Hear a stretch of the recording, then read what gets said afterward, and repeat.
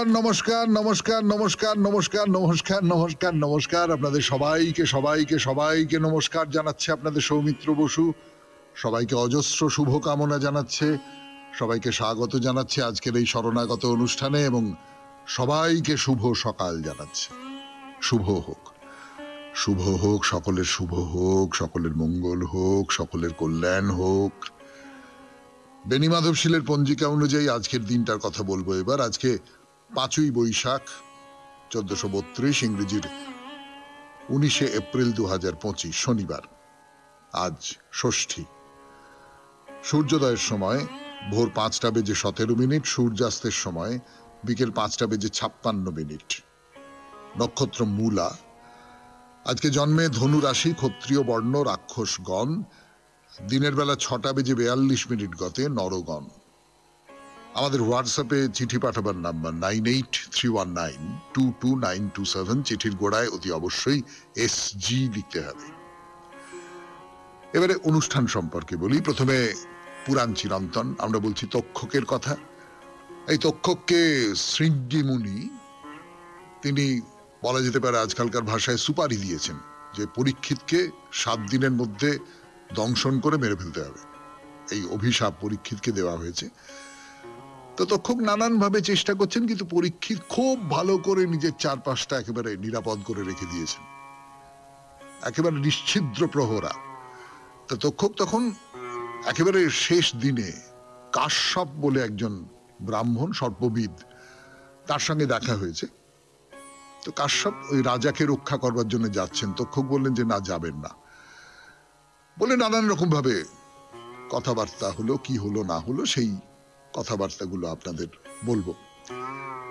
তারপরে চলে যাব স্বামী বিবেকানন্দের রচনা থেকে পাঠ এই পর্বে, অপরোক্ষানুভূতি। এই নিয়ে স্বামী বিবেকানন্দের যে প্রবন্ধ, সেই প্রবন্ধের অনেকটা অংশ পড়ে ফেলেছি আমরা, আরো কিছু বাকি রয়েছে, তার খানিকটা অংশ পড়ে শোনাবো। তারপর ঠাকুর শ্রী রামকৃষ্ণ পরমহংসদেবের কথামৃত থেকে পাঠ, স্বামী গোকুলানন্দের রচনা মানসিক চাপ জয় করার উপায়, তার থেকে পড়ে শোনাবো। আপনাদের চিঠিপত্র পড়বো। আর আজকে শনিবার, আজকে মহাপুরুষের কথা। আমরা বলছি চীনা মহাপুরুষ কনফুসিয়াসের কথা, তার কথা শোনাবো আপনাদের। 92.7 বিগ FM এ শরণাগত অনুষ্ঠানে অনুষ্ঠান পরিচিতির পর এবারে গান, গানের পর পুরাণ চিরন্তন। তক্ষক কাশ্যপের সঙ্গে মিলিত হলেন, দেখা যাক কি হয়। অভিশাপের 7ম দিনে কাশ্যপ নামে একজন চিকিৎসাবিদ ব্রাহ্মণ, তো তিনি পরীক্ষিতকে সুস্থ করে তুলবেন যদি পরীক্ষিত সর্পদংশন তাকে পেতে হয়। তো বৃদ্ধ ব্রাহ্মণের ছদ্মবেশে তক্ষক তার সামনে এলেন। এসে বললেন যে কি ব্যাপার, আপনি কেন যাচ্ছেন ওখানে? তা বললেন যে এই ব্যাপার। কাশ্যপ বললেন যে আমি পরীক্ষিতকে বাঁচাতে যাচ্ছি। তো তক্ষক বললেন যে না না, আপনি বাঁচাতে পারবেন না, আমি ওকে দংশন করব। আচ্ছা, দেখা যাক কার শক্তি কত বেশি। বলে তক্ষক আর সেই কাশ্যপ দুজনের মধ্যে শক্তির পরীক্ষা হচ্ছে।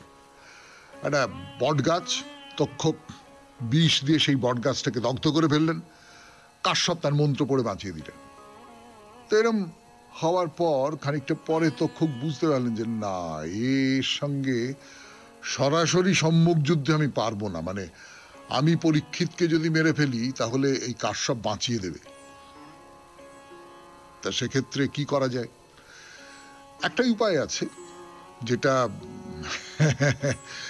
যেটা শুনতে শুনতে আপনাদের একেবারে আধুনিক সময়ের কথা মনে পড়বে, আধুনিক রাজনীতির কথা মনে পড়ে যেতে পারে।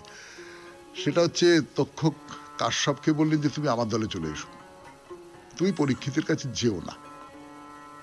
দেখো, পরীক্ষিত মরবেই, তার সময় ঘনিয়ে এসেছে, তার আয়ুক্ষয় হয়ে গেছে, কাজে কাজে তুমি ওই সমস্তর মধ্যে যেও না, তুমি আমার দলে চলে এসো। তো কাশ্যপ ধ্যান করে জানতে পারলেন যে না, সত্যি পরীক্ষিতকে বাঁচানো যাবে না। তো কাশ্যপ বললেন দেখো, আমি পরীক্ষিতকে বাঁচাবার চেষ্টা করছি তো অন্য কোনো কারণে নয়, আমার টাকা পয়সার দরকার। তো তক্ষক বললেন তো বেশ, তো টাকা পয়সার দরকার, টাকা পয়সা তুমি আমার কাছ থেকে নাও। পরীক্ষিতের কাছ থেকে তুমি কত টাকা পাবে, তার বদলে আমি তোমাকে যা টাকা দেব সে অনেক বেশি, তুমি আমার কাছ থেকে টাকা নাও বলে টাকা পয়সা ইত্যাদি ইত্যাদি দিয়ে কাশ্যপকে রাজি করিয়ে দিলেন। একটা কথা মনে রাখবেন, নাগ জনজাতির মানুষেরা কৌরব পাণ্ডবদের হাতে নানানভাবে পর্যুদস্ত হয়েছে, তো পালাতে হয়েছে। তাহলেও তাদের শত্রুতার মধ্যে ওই যে অসুর বা রাক্ষস যাদের কথা পড়ি পুরাণে, তারা যেমন একবারে দখল করে নেওয়া, স্বর্গ দখল করে নেবার জন্য চেষ্টা করে ইত্যাদি ইত্যাদি করে, সেই রকম ব্যাপার ছিল না। তাদের শক্তিও খুব কম ছিল। ফলে সামনাসামনি যে যুদ্ধ, সেই সামনাসামনি যুদ্ধে বরাবরই তারা আর্যদের কাছে হেরে গেছে। কিন্তু এই যে নিজেদের জায়গা জমি ছেড়ে চলে যাওয়ার যে অপমান, খান্ডবপ্রস্থ আমার জায়গা, সেই জায়গা ছেড়ে দিতে হলো আমাকে, কেননা পাণ্ডবরা এখানে রাজধানী তৈরি করবে। এই যে অপমান, এই যে হেরে যাওয়ার গ্লানি, এইটা তো মনের মধ্যে থাকে, এইটা তো সরে না। ফলে শত্রুতার সুযোগ পেলেই তারা শত্রুতা করত। আর তক্ষকের ক্ষেত্রে এই শত্রুতা অনেক বেশি অর্জুন কেন্দ্রিক ছিল, কারণ অর্জুনই তো খান্ডব বন দগ্ধ করেছিল, তক্ষককে তার বাসস্থান থেকে দূর হতে হয়েছিল। ফলে পরীক্ষিতকে যে কোনো ভাবে হোক মারতে হবে, এখানে কোনো কথা হবে না। তো তক্ষককে টাকা পয়সা ইত্যাদি ইত্যাদি দিয়ে তাকে নিজের দলে এনে, যাও বাবা যাও যাও, তুমি তোমার ঘরে ফিরে যাও, অনেক টাকা পয়সা পেয়েছো, ঘরে ফিরে যাও, আমাকে আর বিরক্ত করো না করে এবার তক্ষক তো পরীক্ষিতের রাজসভায় গেলেন। তারপরে কি হলো সেটা বলবার জন্য ফিরে আসছি 92.7 বিগ এফএম এ শরণাগত অনুষ্ঠানে, গানের পর। একেবারে শেষের দিন, সপ্তম দিন, পরীক্ষিত অনেকটা কি বলবো, যাক 6টা দিন কেটে গেছে, কিচ্ছু হয়নি, কোনো সাপ ঢুকতে পারেনি, কেউ আমার কিচ্ছু করতে পারেনি। পরীক্ষিত অনেক ভার মুক্ত যাকে বলে। তো যেটা হয় যে 6টা দিন পার হয়ে গেছে, সবাই রাত ফাত জেগে কোনোভাবে পরীক্ষিতকে রক্ষা করেছে। এখন একটু ঢিলেমি এসছে, তো ঢিলেমি আসে, এবং দিনের পর দিন লক্ষ্য করে নাগরাজ তক্ষক এইটা বুঝেছেন যে একমাত্র ওই তপস্বী মুনি ঋষিরাই পরীক্ষিতের দরবারে প্রবেশের অনুমতি পাচ্ছে।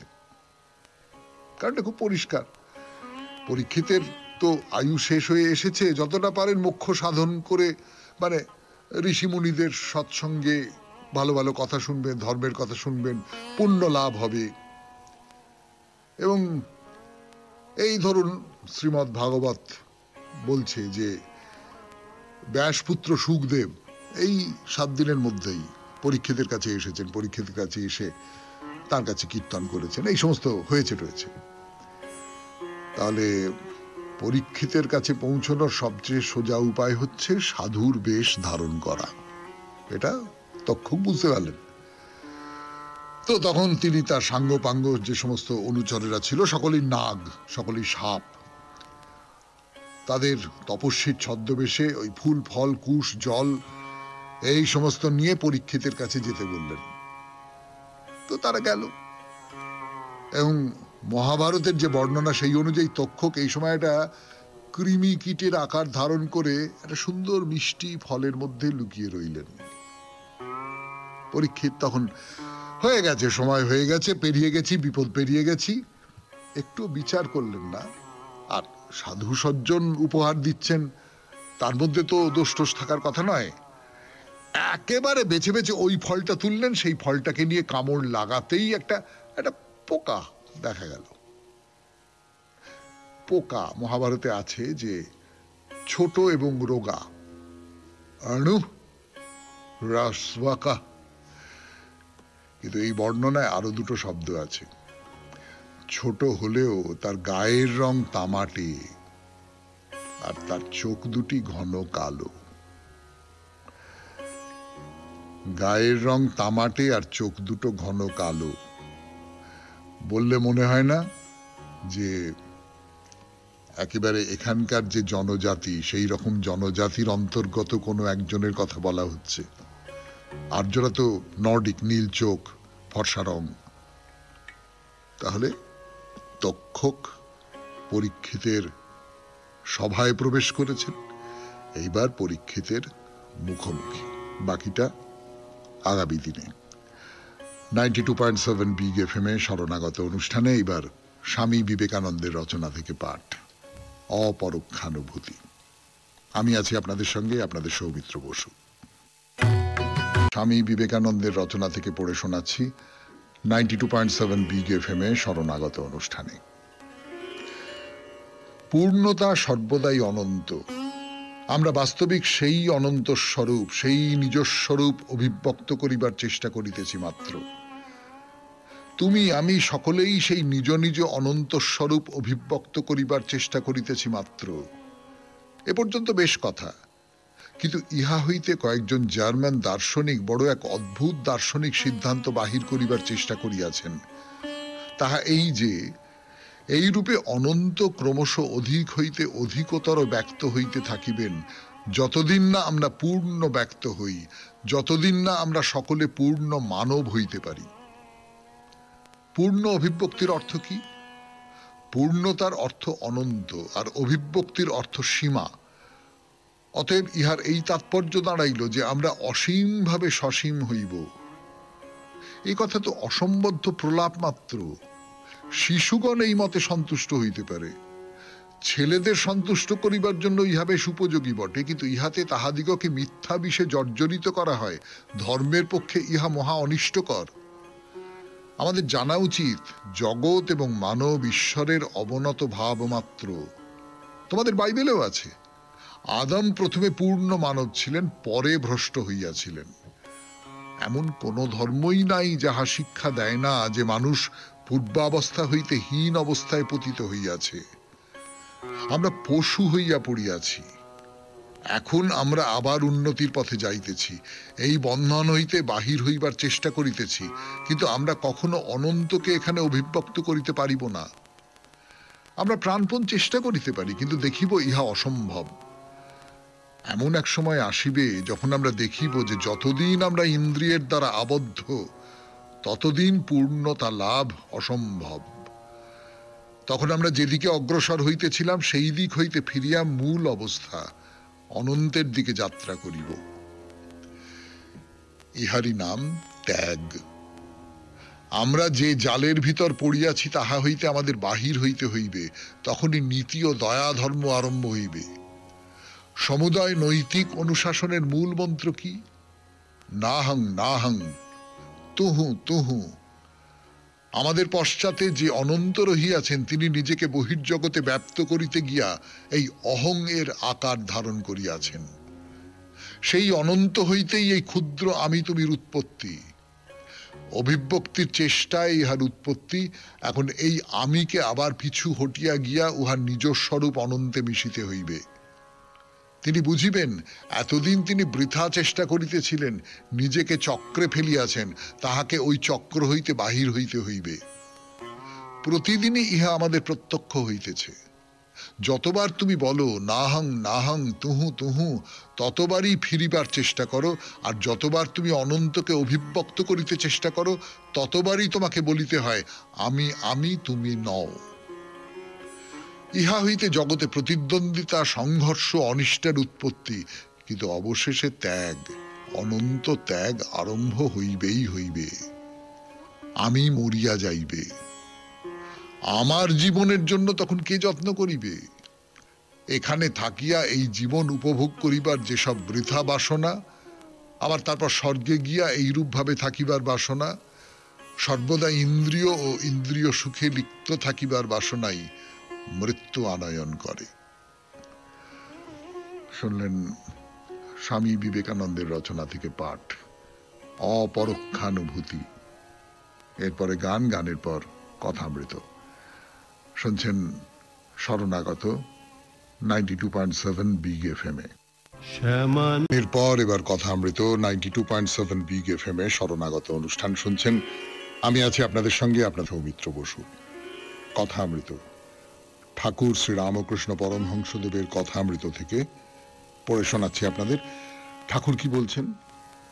ঠাকুর যেটা বলছেন সেটা বলবার আগে বলি যে আমাদের সংসারী মানুষ আমরা যারা, আমাদের সংসারী মানুষের তো ঈশ্বরের প্রতি আবেগ তৈরি হয়, ঈশ্বরের প্রতি অনুরাগ তৈরি হয়, ভালোবাসা তৈরি হয়, কিন্তু আবার পরক্ষণে মিলিয়ে যায়।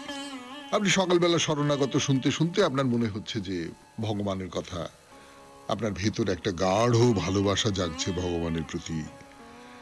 কিন্তু তারপর 7টা বেজে গেল, সকালবেলা পুজোর ঘরে গিয়ে আপনি ঠাকুর পুজো করলেন, সেটা শেষ হয়ে গেল। তারপর এই যে সমস্ত দিনটা সে একেবারে হিংস্র ঢেউয়ের মতো আপনাকে উপর ঝাঁপিয়ে পড়লো, আপনাকে একবারে পেড়ে ফেললো, আপনাকে হাবুডুবু খাওয়ালো। আপনার মনের মধ্যে থেকে এই যে ঈশ্বরের প্রতি যে আকাঙ্ক্ষা, ঈশ্বরের প্রতি যে ভালোবাসা, অনুরাগ যেটা জন্মেছিল, সেইটা কোথায় বিলুপ্ত হয়ে গেল? এখানে দুটো কথা আমি বলি। 1 নম্বর কথা হচ্ছে যে পুরোটা হয়তো বিলুপ্ত হয় না, কোথাও একটা থেকে যায়, তলায় তলায় কোথাও একটা থেকে যায়। আর 2 নম্বর কথা যেটা ঠাকুরের কথা, সে ঠাকুরের কথাটা বলি এবার। ঠাকুর কি বলছেন? বলছেন যে সংসারীদের ঈশ্বরানুরাগ ক্ষণিক। কেমন? যেমন তপ্ত খোলায় জল পড়েছে, ছ্যাক করে উঠলো, তারপরে শুকিয়ে গেল। মানে ওই গরম গরম কড়াইতে একটু জল ফেললে ছ্যাক করে ওঠে, ওটা ছ্যাক করে উঠলো বুকের মধ্যে, মনের মধ্যে, তারপরে ওটা শুকিয়ে গেল। এইটা হচ্ছে সংসারী লোকের ঈশ্বরানুরাগ। তার কারণ সংসারী লোকেদের ভোগের দিকে মন রয়েছে, সেই জন্যে ঈশ্বরের প্রতি যে অনুরাগ, যে ব্যাকুলতা, সেইটা হয় না।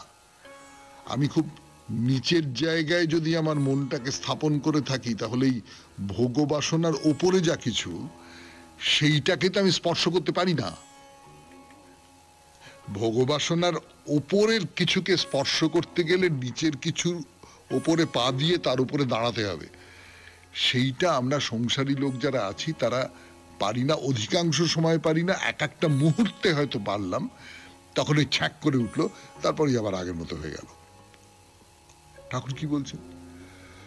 বলছেন একাদশী 3 প্রকার। প্রথম নির্জলা একাদশী, জল পর্যন্ত খাবে না। তেমনি ফকির পূর্ণ ত্যাগী, একেবারে সব ভোগ ত্যাগ। কি চমৎকার উপমা যে একাদশীতে একটা নির্জলা একাদশী আছে, সেখানে জল পর্যন্ত খাওয়া বারণ। সেই রকম করে তুমি এমন একজন হয়ে যাও ফকিরের মতন, যে সমস্ত রকমের ভোগকে ত্যাগ করেছে। দ্বিতীয় একাদশীতে দুধ সন্দেশ খায়, ভক্ত যেমন গৃহে সামান্য ভোগ রেখে দিয়েছে। তৃতীয় লুচি ছক্কা খেয়ে একাদশী, পেট ভরে যাচ্ছে, হলো 2খানা রুটি দুধে ভিজছে, পরে খাবে। তাহলে সম্পূর্ণ ত্যাগ। খুব অল্প একটুখানি বিষয় ভোগ করে বাকিটা ত্যাগ, আর পুরোটা ভোগ করে ত্যাগ, মানে পুরোটা ভোগ করে সাধন করা। লোকে সাধন ভজন করে কিন্তু মন কামিনী কাঞ্চনে, মন ভোগের দিকে, তাই সাধন ভজন ঠিক হয় না। শুনছেন কথামৃত থেকে পাঠ, 92.7 বিগ এফএম এ শরণাগত অনুষ্ঠানে। একটু গান শুনবো, গানের পর আবার কথামৃত। মিত্র বসু, 92.7 বিগ এফএম এ শরণাগত অনুষ্ঠানে। তো যেটা বলছিলেন ঠাকুর, যে ওই মনটা যদি ভোগের দিকে থাকে তাহলে তো আর সাধন ভজন হয় না। কেননা সাধন ভজন করতে গেলে তোমার যেটা দরকার সেটা হচ্ছে ব্যাকুলতা। তো মন অন্যদিকে, ব্যাকুলতাটা হবে কোত্থেকে? খুব সোজা হিসেব। বলছেন হাজরা এখানে অনেক জপ তপ করতো, কিন্তু বাড়িতে স্ত্রী ছেলেপুলে জমি এসব ছিল, কাজে কাজে জপ তপও করে, ভেতরে ভেতরে দলাদলিও করে। এসব লোকের কথা ঠিক থাকে না। এই বলে মাছ খাবো না, আবার খায়, লোভে পড়ে যায়। আমাদের মতোই আর কি। আমরা ওই হয়তো খুব কষে মন ঠিক করলাম যে না এটা করবো না, এটা করবো না, তাও 2 দিন বাদে মন দুর্বল হতে থাকে, তখন হয়তো করেই ফেলি, কি আর হবে, এরকমটা হয়তো। অর্থাৎ আপনাকে যদি পেতে হয়, কিছু একটা পেতে হয়, কোনো একটা জায়গায় যদি কিছু একটা পেতে হয়, তাহলে এক বজ্ঞা হতে হবে, একেবারে একল সেড়ে যাকে বলে না গ্রাম্য ভাষায়। আমাদের মা ঠাকুমারা এসব খুব বলতেন, একল সেড়ে। তো সে একল শেণের মতো একটা দিকে লক্ষ্য রেখে এগিয়ে যেতে হবে। এদিক ওদিক নানান রকম তাকালে চলবে না, অন্য কোনো দিকে মন দিলে চলবে না। ঠাকুর এই নিয়ে কথা বলছেন, বলছেন টাকার জন্য লোকে কি না করতে পারে, ব্রাহ্মণকে সাধুকে মোট বহাতে পারে। এই যে ঠাকুর এই কথাটা বলছেন, এই কথাটা আজকের দিনে কারুর মনে হতে পারে হ্যাঁ ব্রাহ্মণ মোট বইবে, মানে একজন মানুষ মোট বওয়াটা সেটা কি তার পক্ষে খুব অসম্মানের ব্যাপার নাকি? আমি মোট বয়ে পয়সা রোজগার করি, তাই দিয়ে আমি গ্রাস আচ্ছাদন করি, কি অসুবিধে আছে? কিন্তু ঠাকুর বলছেন যে ব্রাহ্মণ, আমি বর্ণের দিক থেকে বলছি না, জাতির দিক থেকে বলছি না, একজন সম্মাননীয় মানুষ, সাধু একজন সম্মাননীয় মানুষ, তাকে দিয়েও আমি আমার তুচ্ছ প্রয়োজনের কাজ করাবো, এইটা টাকার গরম যাকে বলে, টাকার থেকে এই যে গরমটা আসে। এবং আমাদের পুরাণে এইরকম কাহিনী প্রচুর রয়েছে, আপনারা জানেন, আমরা পুরাণ চিরন্তনে বলেছি এইরকম সব কাহিনী, যেখানে আমি ব্রাহ্মণকে দিয়ে আমার পালকি বওয়াবো, হ্যাঁ আমি যাব, ব্রাহ্মণ আমার মুনি ঋষিরা আমার পালকি বইবে, এরকম সব করতে গিয়ে সর্বনাশ হয়ে গেছে। সেসব গল্প তো আমরা প্রচুর বলেছি আপনাদের। সন্দেশ পচে যেত, তবু এসব লোককে দিতে পারতুম না। অন্য লোকের হেগো ঘটির জল নিতে পারতুম, এসব লোকের ঘটি ছুঁতুম না। এইটা ঠাকুরের একটা ছিল।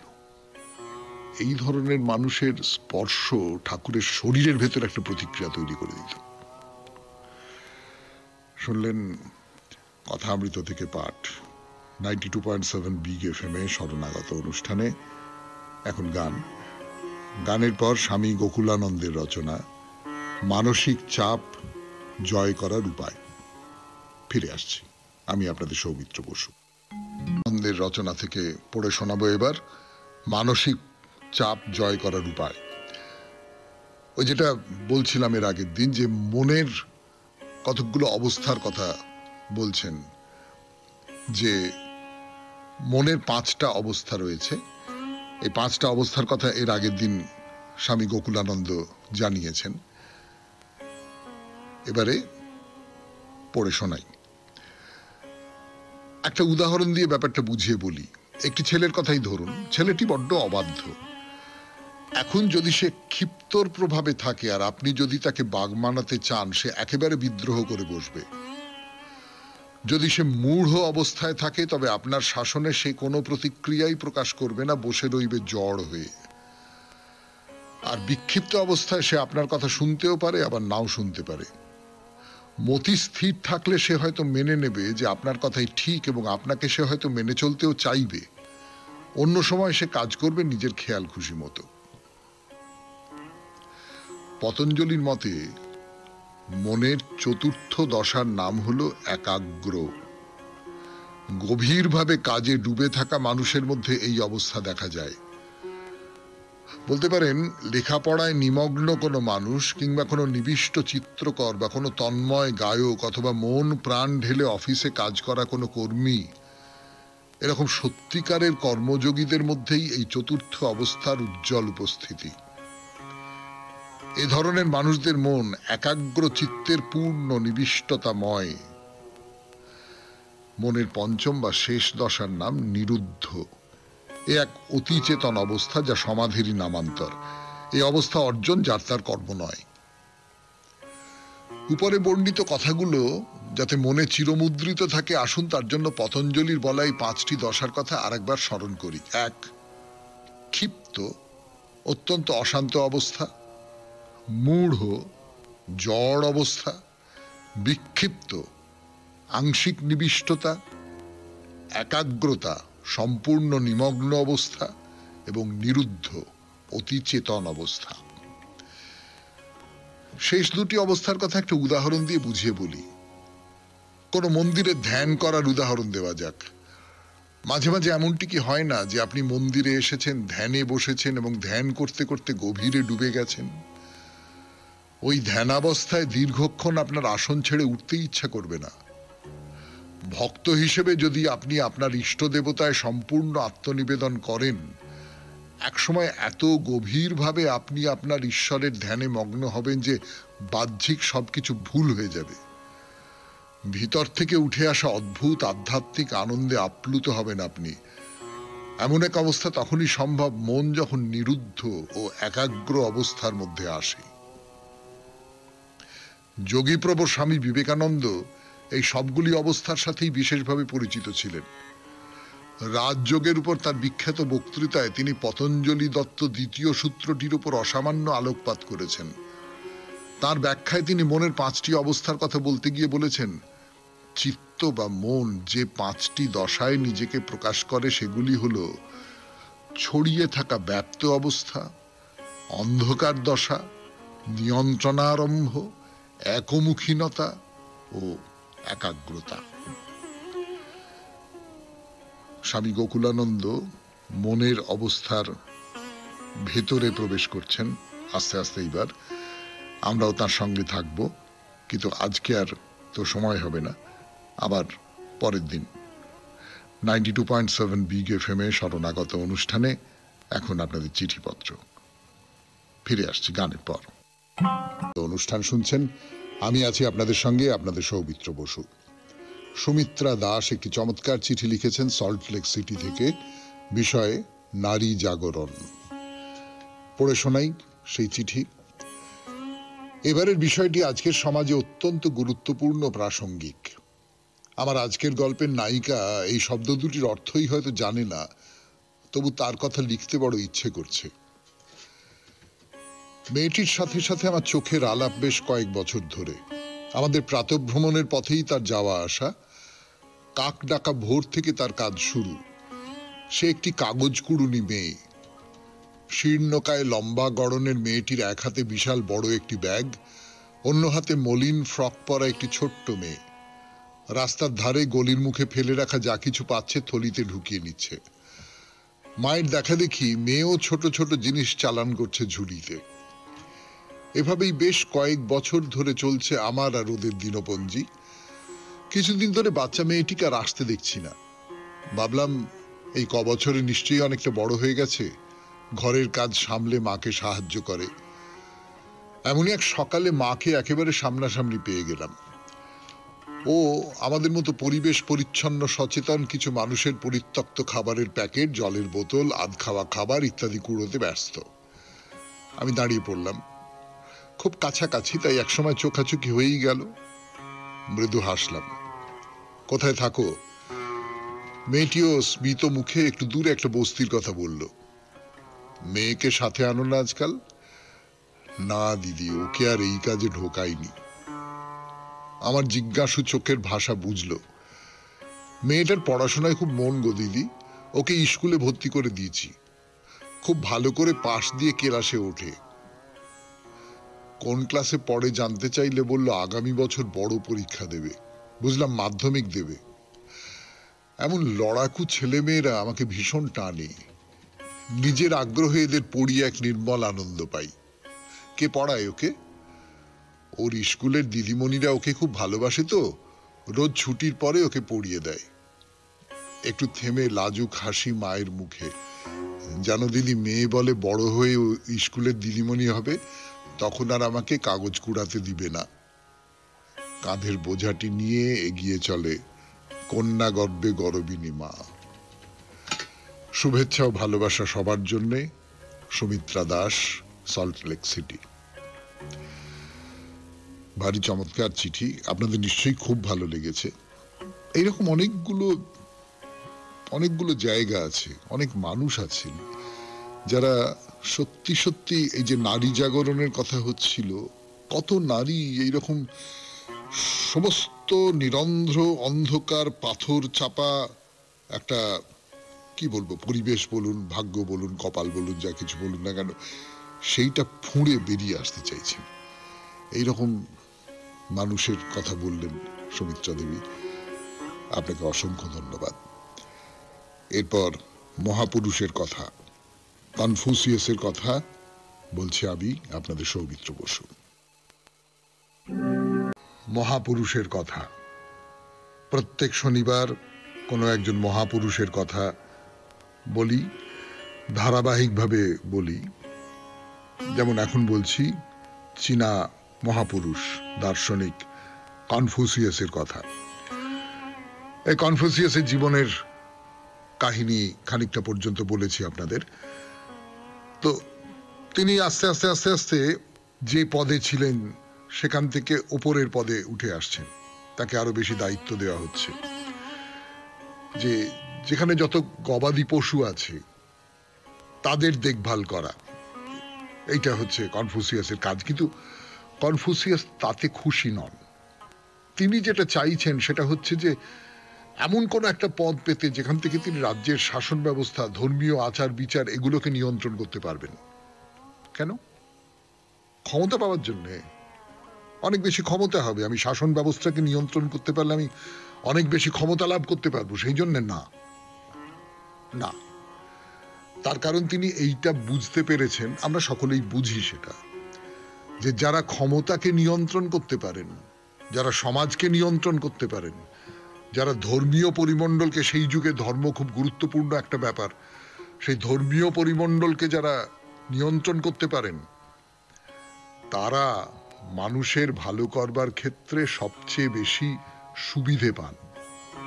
যে আমি কেমন করে দেশটা চলবে সেইটার ব্যাপারে আমি ভাবনা চিন্তা করছি এবং সেই অনুযায়ী কাজ করছি, তার দেশটার ভালো হয় তাতে করে। তো যাই হোক, এবার তার জীবন কথায় আসি।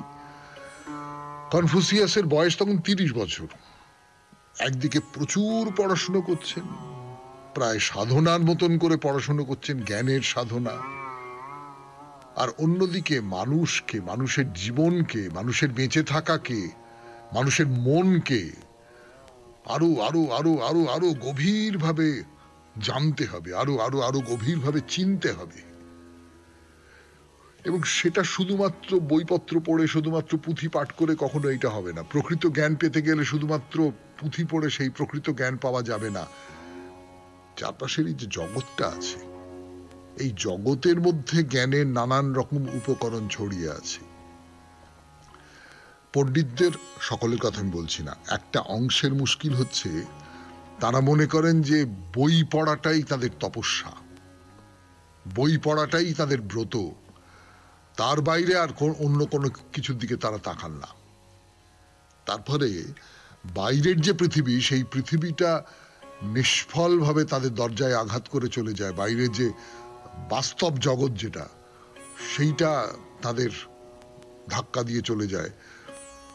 তাদের যে জ্ঞান চর্চা, তাদের যে পাণ্ডিত্য, তার সঙ্গে এর কোনো সংযোগ হয় না।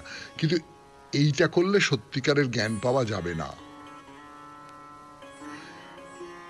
জ্ঞান আহরণ করবার জন্য তিনি বেরিয়ে পড়লেন নানান জায়গায়, শহর থেকে শহরে, গ্রাম থেকে গ্রামান্তরে। তিনি দেখছেন যে মানুষের সামাজিক অবস্থা কিরকম, তার অর্থনৈতিক অবস্থা কিরকম।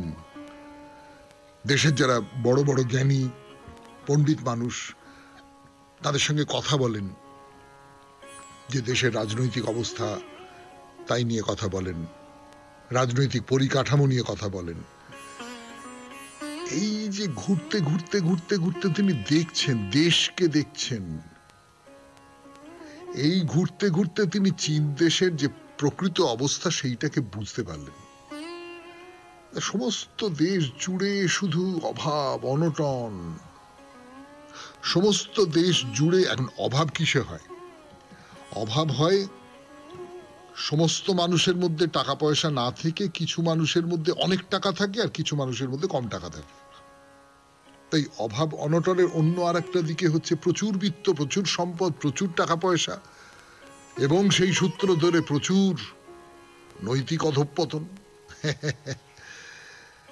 তার বাইরে কনফুসিয়াস দেখলেন যে এক দেশের সঙ্গে, মানে একটা অঞ্চলের সঙ্গে আর একটা অঞ্চলের ক্রমাগত যুদ্ধ চলছে। যুদ্ধটা কেন?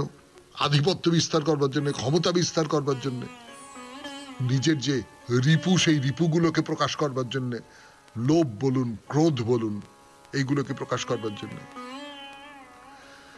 শুনছেন মহাপুরুষের কথা, কনফুসিয়াসের কথা। 92.7 বিগ এফএম এ শরণাগত অনুষ্ঠানে আরো কথা বলবার জন্য ফিরে আসছি গানের পর।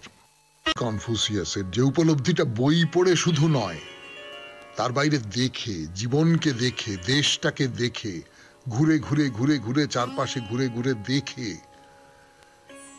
কনফুসিয়াসের ভেতরে কতগুলো উপলব্ধি তৈরি হলো। আমাদের এই সমাজের একটা মুশকিল হচ্ছে, যারা এই সমাজের নিয়ন্তা, যারা দেশের নিয়ন্তা, তাদের সঙ্গে সাধারণ মানুষের খুব সংযোগ তৈরি হয় না। একজন খুব প্রখ্যাত অর্থনীতিবিদ তিনি বলেছিলেন যে, আমি তো একটা এসি ঘরে থাকি, আমার বাজার টাজার বাড়ির কাজের লোকেরা করে দেয়। খুব বড় মাপের একজন অর্থনীতিবিদ, সরকারের খুব বড় জায়গায় ছিলেন এবং আন্তর্জাতিক ক্ষেত্রেও খুব খ্যাতি সম্পন্ন মানুষ, আমি নাম বলছি না, বাঙালি। তিনি বলেছিলেন তারা বাজার হাট করে দেয়, করে। আমার সঙ্গে তো বাইরের পৃথিবীর কোনো সম্পর্ক নেই, মানুষের সঙ্গে, সাধারণ মানুষের সঙ্গে বসে চায়ের দোকানে বসে আড্ডা মারা, তাদের সঙ্গে ফুটপাতের ধারে বসে গল্প করা, তাদের সুখ দুঃখের কথা জানা, এগুলো তো হয় না। এইগুলো করছেন কনফুসিয়াস এবং তিনি বুঝতে পারছেন যে সব দিক থেকেই সমাজ জীবনে, রাষ্ট্র জীবনে একটা শৃঙ্খলার দরকার আছে। আর এই শৃঙ্খলা প্রকৃতির মধ্যে আছে। ঈশ্বরের সমস্ত বিধানের মধ্যে কিন্তু একটা শৃঙ্খলা আছে। এই যে রাত কেটে দিন হয়, দিন কেটে রাত হয়, এই যে একটা ঋতুর পর আর একটা ঋতু হয়, এই যে গোটা পৃথিবীটা, গোটা বিশ্ব ব্রহ্মাণ্ডটা একটা চমৎকার সুষম নিয়মের মধ্যে দিয়ে চলছে। তো এই শৃঙ্খলাটা মানুষের মধ্যে নেই। মানুষ এই যে প্রকৃতির যে শৃঙ্খলাটা, সেইটাকে পার হয়ে যাচ্ছে, সেইটাকে অতিক্রম করে যাচ্ছে, সেইটাকে অগ্রাহ্য করতে চাইছে। কিভাবে এর থেকে বেরোনো যায়, কিভাবে মানুষকে আবার শৃঙ্খলাবদ্ধ করা যায়? কনফুসিয়াস এইটা বিশ্বাস করতেন যে ওই আইন করে বা শাস্তি দিয়ে এই শৃঙ্খলাকে সমাজ জীবনে প্রতিষ্ঠিত করা যাবে না। আইন যতই কঠোর হবে ততই তাকে অমান্য করবার ইচ্ছে মানুষের মধ্যে প্রবল হয়ে উঠবে। এই যে কত বড় সত্যি কথা আমরা তো খুব ভালো করে জানি, প্রতিদিন দেখছি, জানছি, শিখছি। তাহলে কি করতে হবে? মানুষের অন্তরের বিবেক বোধ, সেই বিবেক বোধ, শৃঙ্খলা বোধই তাকে ঠিক পথে পরিচালিত করতে পারে। আর এই বিবেক বোধ তখনই মানুষের মধ্যে জেগে উঠবে যখন ধর্মীয় চেতনা জেগে উঠবে। অর্থাৎ ধর্ম, সত্যিকারের ধর্ম, সত্যিকারের ধর্ম যে বোধ, সেই ধর্মবোধ মানুষকে শৃঙ্খলা পরায়ণ করতে পারে।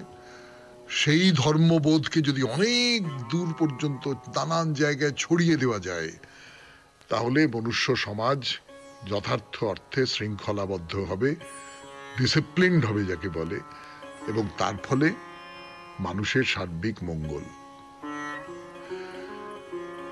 তাহলে আজকে এই পর্যন্তই থাক, শেষ করলাম আজকে শরণাগত 92.7 বিগ এফএম এ। আমি আপনাদের সৌমিত্র বসু। হোয়াটসঅ্যাপে চিঠি পাঠাবার নাম্বার 9831922927। চিঠির গোড়ায় অতি অবশ্যই SG লিখতে হবে। আর কি, তাহলে বিদায়। সবাই খুব ভালো থাকবেন, আনন্দে থাকবেন। নমস্কার। নমস্কার নমস্কার নমস্কার নমস্কার নমস্কার নমস্কার নমস্কার। আপনাদের সবাইকে সবাইকে সবাইকে নমস্কার জানাচ্ছে আপনাদের সৌমিত্র বসু। সবাইকে অজস্র শুভকামনা জানাচ্ছে, সবাইকে স্বাগত জানাচ্ছে আজকের এই শরণাগত অনুষ্ঠানে, এবং সবাইকে শুভ সকাল জানাচ্ছে। শুভ হোক, শুভ হোক সকলের।